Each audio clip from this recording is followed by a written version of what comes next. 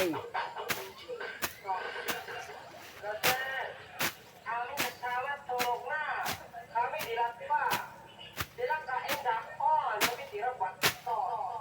Pero sana kay pikan. Kaya po dito sa saging, halingan.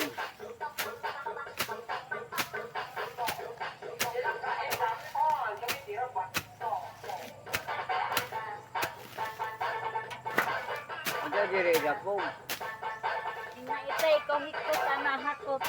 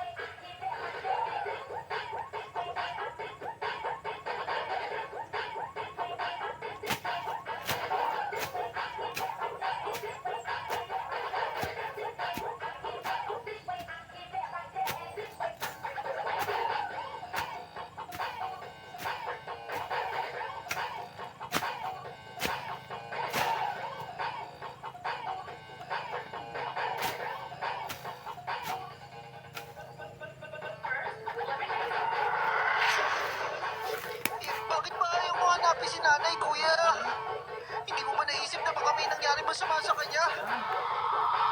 Paano po kaya kung hindi magmumut ang dahilan kung bakit namatay yung asawa niyo? Paano kung may pumatay pala talaga sa kanya? Aling Gracia, nalalapit na po yung mangyayari sa'yo na nakikita ko. Ito ka na naman at nagsasabi ka na naman ng mga ganyan. Nalalapit na ba ang ano? Alakod.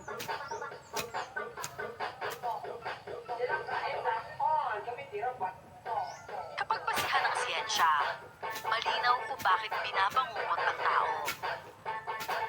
Pero paano kung hindi lang mga sintomas ang dahilan bakit binabangungot ang isang lalaki? Paano kung meron pa talagang ibang dahilan? Paano kung isang nilalang pala talaga ang dahilan? Magandang araw po sa inyong lahat ng mga nakikinig sa lahat ng channel nila Miss Clar at Sir Jay. Tulad ng iba, meron din po akong ibabahaging kwento. Pero hindi ko po ito karanasan. Nakaraan po ito ng aking lola, kasama ng aking tiyuhin, ama at ina. Pero dahil lola ko ang nagbahagi nito sa akin, isasalaysay ko po ang kwento sa pamamagitan ng point of view niya. Ako nga po pala si Kayla, at ito ang kanilang kwento. Bago ko po simulan ng istorya, huwag kalimutang mag-subscribe bilang suporta sa ating channel.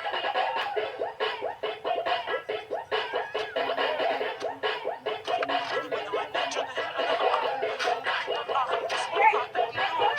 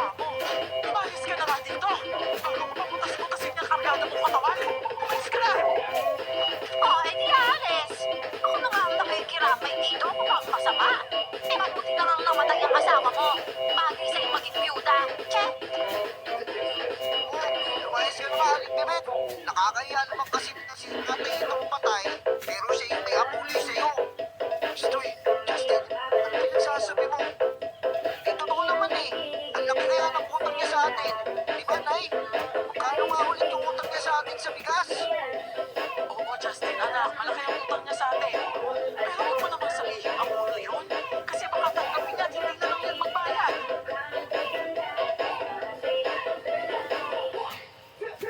Pinanood ko lang ang pag-alis ni Beth. Kaibigan ko siya noon. Pero nagkagulo kaming dalawa dahil sa utang. Kasalanan ko rin naman dahil naniniwala ako sa mga salita niyang babayaran daw niya ako kapag nakapagpadala daw ang anak niyang makapag-asawa ng Amerikano sa Maynila. At may malaki raw na negosyo yon. Tapos, malaman-laman ko, yung anak pala niya, inasawa lang pala ng tambay roon at hindi naman pala Amerikano.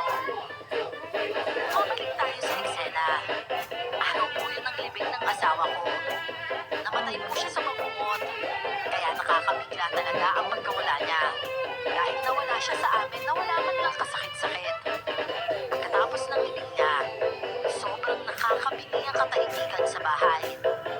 Binabalot ito ng lungkot at minsan pa ay hindi ko maiwasang umiyak.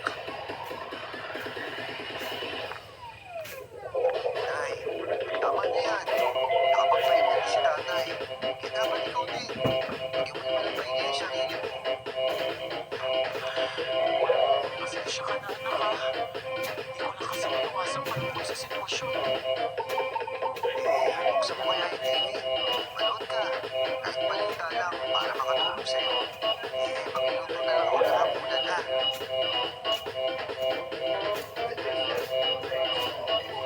Pero nabuksan ni Junel ng TV. Nung una maayos pa naman ang panonood ko. Pero nung pinalita naman ng tungkol sa bangungot, mas lalo akong umiyak. Pinatay ng bunso ko ang TV at napakawang pa ito ng ulo.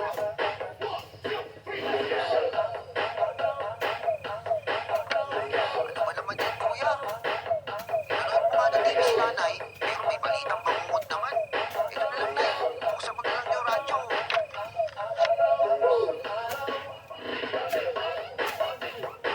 Nang buksan naman ng anak ko ang radyo, tungkol sa salpukan ng motor ang balitang naririnig ko. Doon naman ay isang ama, isang ina at bunsong anak sakay sa isang motor na sinagi ng truck at patay talaga ang tatlong yun.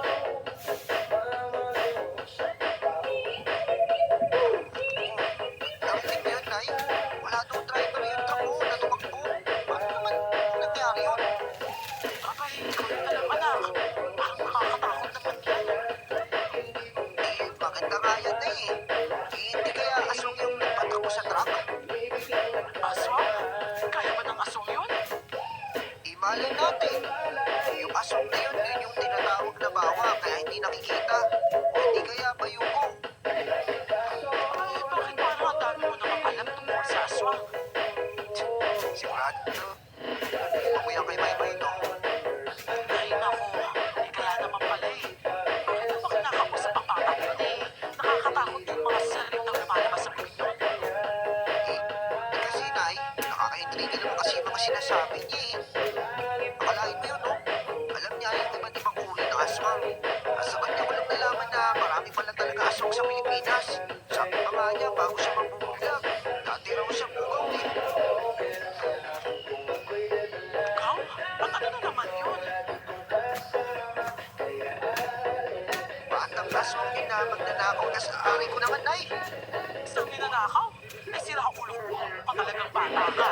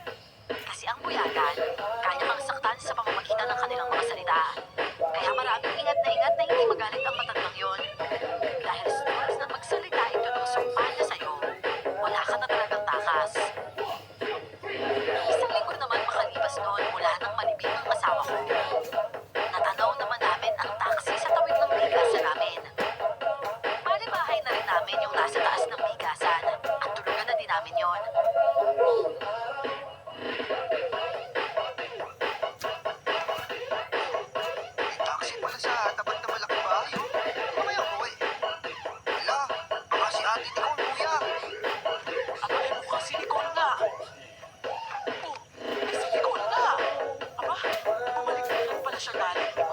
Isa? Ako, tingnan mo, ang puti ko. Marami ng pera itong babae ito, sigurado. Eh, dati naman siya maraming pera, Nay. Ang ganda lang nga yung bahay nila, oh. Ay, grabe. Ang ganda niya, Nay. Pati sa yung taxi, oh. Ay, tumingin si ate, oh. Ate Nicole! Hello, Ate Nicole! Oh, Justin! Uy, ang laki mo na! At saka, Tia Gracia! Kamusta po kayo? Eh, ito maayos naman. Kararating mo lang ah. Pumasok ka muna dyan sa inyo. Anak, Junel, tulungan mo nga muna siya. Para marami siyang dalawa. Oh, sige, oh, Nay.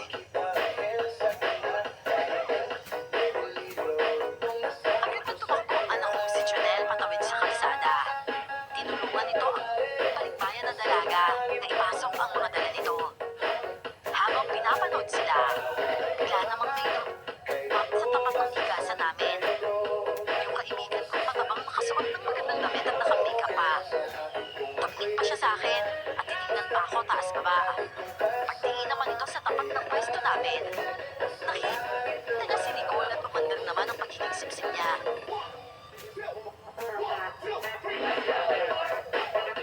Ay! Hala, Nicole, bumalik ka na pala! Eh, kumusta? Ikaw lang ba? Aling Bibet! Aba, ang lusog-lusog natin ngayon ah. Eh, sexy ba yung ibig mong sabihin ng malusog ha? Siyempre naman, inaalagaan ko ang sarili ko. Di ba naman, ayaw kong magmukhang losyang. Kaya dapat mapanatili ko itong sexy figure ko. Eh, ikaw nga eh, ang ganda-ganda mo lalo. Oh, siguro may nobyo ka na ano. At sigurado ko mayaman yon. Kasi sa mayaman ka lang bagay eh, di ba? Hindi tulad ng tindero lang. Halimbawa yung tindero ng bigas. Ano, hindi ka bagay sa ganun. Ano ho? Ano po po pinagsasasabi niyo, Aling Bibet? Wala po akong nobyo, no? Ay, wala ba? Eh naku, baka gusto mo yung pamangkin ko. Naku. Oh, Ate Nicole, huwag mo na subukan. Masisira ang buhay mo. Hoy, Justin, bakit ka ba sumasali dyan? Hay, ikaw na bata ka. Ano masisira ang buhay ng pinagsasasabi mo? Ikaw talaga kulang ka sa disiplina eh, no? Ang bata-bata mo pa, sumisingil ka na sa usapan ng may usapan? Huwag ka nga makikinig sa dikta ng nanay mo dyan. Ako, talagang dinamay pa ako nito. Junel, tara na. Pasok na tayo. Hayaan mo na yan. Ano nga ulit sabi mo, Bibet? Dinidiktahan ko ang anak ko sa sinasabi niya sa'yo? Oh, eh bakit? Hindi ba totoo? Kung hindi mo tinuruan ng anak mo sa masamang asal, hindi sana nagsasalita ng ganyan ngayon yan. Ganun ba? Talaga? Para malaman mo, ikaw ang nagturo sa anak ko para mawala ng respeto sa'yo. Nauntog ka ba, ha? Nakalimutan mo na ba ang lahat ng pinagmulan kung bakit sila ganyan sa'yo? Pinapato lang nila pabalik sa'yo yung ugali.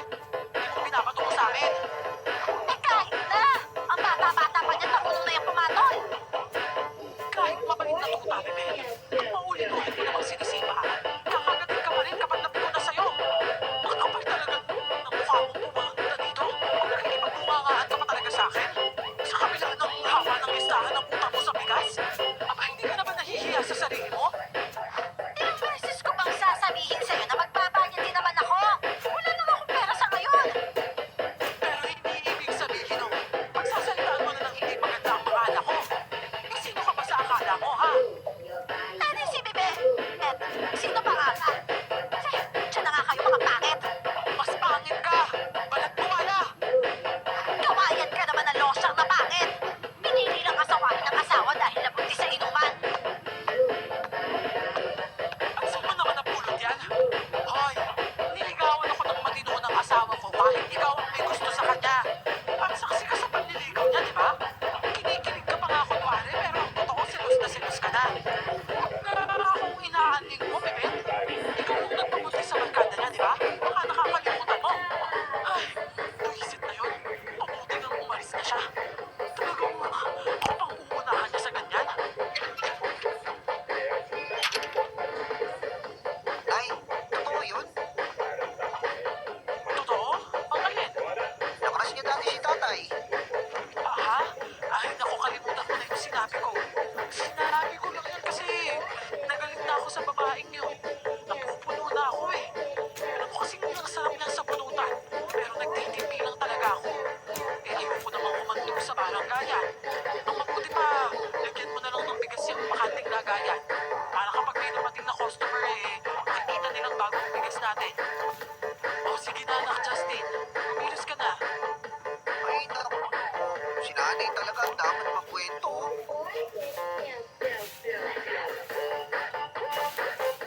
Wala akong ibinahagi sa mga anak ko tungkol sa kung ano kami nila Bibet nung kabataan namin. Para kasi sa akin, hindi na nila kailangang malaman yon. Pero dahil kay Bibet, nabanggit ko ang impormasyon na yon. Kaya tuloy nagkaroon ng interes ang bunso ko. Pero kahit may nasabi akong kalahati sa impormasyon ng nakaraan, nagdamot pa rin ako sa mga anak ko. Hanggang sa hindi na ako tinatantanan ni Justin. Di bale si Junel, hindi siya masyadong interesado sa ganon. Makalipas naman ulit ang isang linggo. Napansin ko na parang may pinapagawa si Nicole, kaya napatanong na naman ako.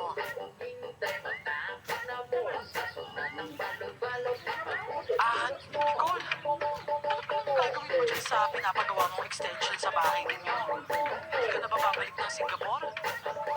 Naku, Aling Gracia, hindi na po. Nagpasya na po ako dito na lang manirahan. Kasi magbubukas po ako ng bagong negosyo. Huwag po kayong mag-alala, hindi tayo magkakakompetensya. Ang totoo nga po niyan, magiging vertical tayo dito. Kasi sa inyo po ako kukuha ng bigas. Aba, ano bang negosyo yan? Karinderya lang po. Tamang-tama po kasi malapit sa paradahan ng tricycle. Tsaka gilid lang po ng kalsada. Ay, oo, tamang-tama yan. Mabuti din ako dyan. Kung dadami ang kakain dito. Hindi, malaki din ang chance na dadami rin ang customer ko. Eh, ayos yan. Susuportahan kita dyan. Maraming salamat po, Aling Gracia, ha. Sana nga po maging matagumpay yung negosyo na to. Para naman mas maramdaman kong Pilipino talaga ako. Doon po kasi sa ibang bansa, ay naku, mas namimiss ko talaga yung lugar na to. Eh, ibig sabihin pala, hindi ka na talaga babalik. Kung magiging maayos naman po yung negosyo kong bubuksan dito, hindi na po ako babalik. At saka nga pala po, sabi ni Junel, wala na raw po si Tio Orlando. Biglaan daw po. Ay, naku, oo nga eh. Siya yung pangatlong tao dito na namatay sa bangungot. Ay, grabe naman po. Puso pala dito yung bangungot. Grabe naman po si Tio, no? Nabigla talaga sa inyo. Pero okay naman ako kayo. Ayos naman ako. Huwag kang mag-alala sa akin, ha? Eh, nga pala, kung kailangan mo ng tulong, si Junel laging libre yun. Tawagin mo lang. Ah, sige po. Maraming salamat po.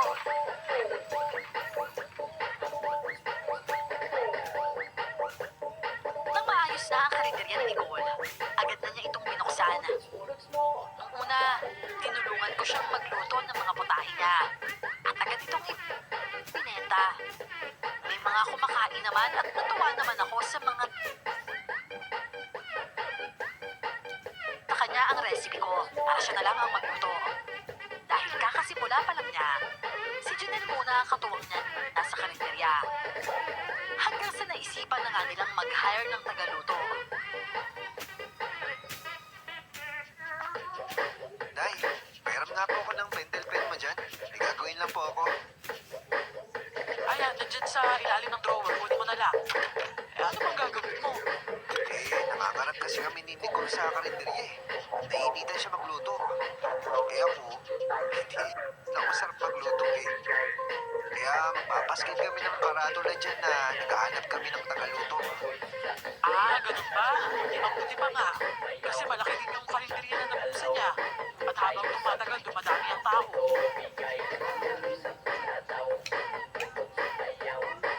Yun nga ang ginawa nila. Hindi lang tagaluto ang pinasaskill nila, kundi pati na rin tindera. May ilang nag-apply na tagaluto roon. At sabay-sabay silang sinuri ni Nicole.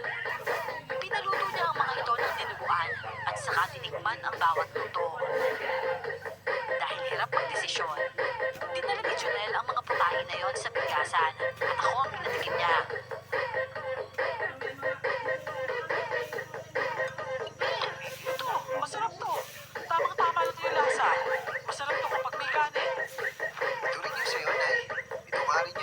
ko eh. Ganun din si Justin. O sige, sasabihan ko na lang si Nicole.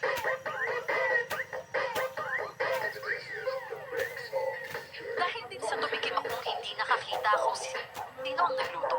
Kaya napili ko ang masarap talaga. Hindi ko pa nga nakikilala noon yung tagaluto ni Nicole. Araw ng trabaho. Dinagsa agad ng mga tao ang karinderya niya. Nagulat nga ako sa mga pangyayari. Pero syempre natuwa ako para kay Nicole. Tayo, ulan niyo ni Justin sa tanghali. Abay, tingnan doon ni Nicola. Bakit mo naman dinala dito? Bigay daw po kasi niya yan eh. At gusto niya kasi matikman mo yung luto ng kusinerong nakuha niya. Tsaka tay, sarap talaga magluto ah. Maraming tao na sarapan. Kaya tignan mo, pinipilahan yung karinderya niya. Abay, akin na nga yan. Para matikman naman. Oh, ito tayo. Hala, naku Junel, sobrang sarap nito ah. Sabihin mo kay Nicole, salamat ha. Sobrang sarap ng pagkain na to. Sino ba kasi yung kusinero niya? Napakasarap magluto. Si Manong Emi po yung nakuha niya tagaluto na eh. Simula sa araw na yon, dinayo ng mga tao ang karinderya ni Nicole. Sobrang natuwa naman ang dalaga. Pero ang kusinero niya noon, hindi ko pa talaga nakikita. Stay in daw kasi ito sabi ni Junel. At hindi naman mahilig lumabas. Hanggang isang araw, nakita ko na naman si Bibet na huminto sa tapat ng karinderya. Naiinis talaga ako kapag nakikita siya. Pero dahil hindi naman niya ako inaano, hinayaan ko na lang. Kaso minsan, mahirap talagang magtipi sa ugali niya. Hindi mo naman siya inaano, pero ang sipag niyang buhayin ang inis mo. Ah, magandang tanghali, Nicole. Ay, naku dito, ha? Aling Bibet. Sige po, kain lang po kayo dyan. Pili lang po kayo ng ulam doon. Ihanid ko lang po itong ulam para kay Aling Gracia.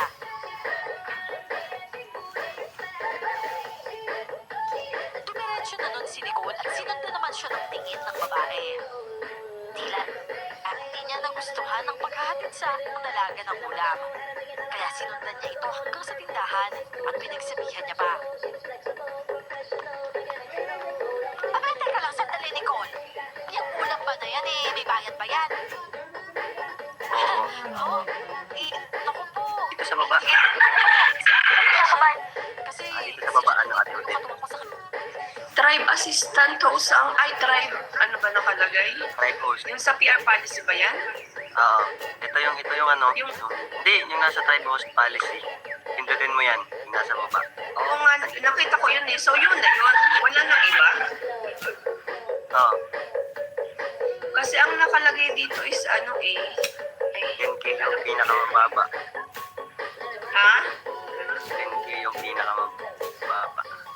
So yun na yung bago. Wala nang iba. Oo. Akala ko kasi hindi yun. Kaya ano, naghahanap pa ako ng iba. May nagsabi kasi na ano, na may nahanap galing daw sa parang ano ng timo. Pero daily settlement ang nakalagay eh. Kaya sabi ko hindi yun. Ang hinahanap ko kasi yung weekly nga. So yun na yung ano, totoo. Yun na yung susundin nyo.